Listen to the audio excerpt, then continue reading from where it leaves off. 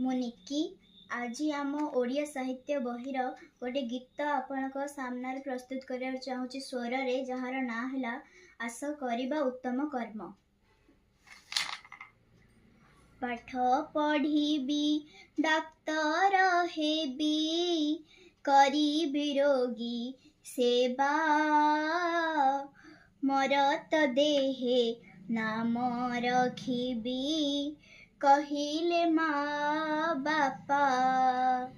କୃଷକ ହେବି, ଚାଷ କରିବି, ଲୋଭ ନ ରଖି ମନେ, ସାଉଁଟି ନେବି ଭୋଜନ ବାସ, ଖରା ବରଷା ଦିନେ।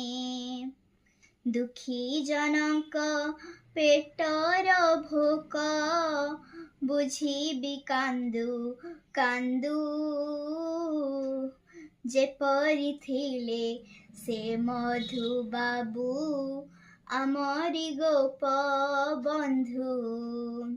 ଗଛ ଲଗାଇ ଭରି ଦେବି ମୁଁ, ମରତେ ସବୁ ଜିମା,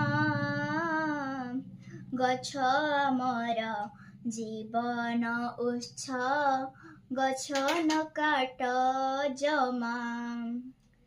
ଉତ୍ତମ ଜନ ବିପଦ ବେଳେ, ହୁଅନ୍ତି ସମଧର୍ମ। ପାଠ ପଢ଼ିବି, ମଣିଷ ହେବି, କରି ଉତ୍ତମ କର୍ମ। ନମସ୍କାର।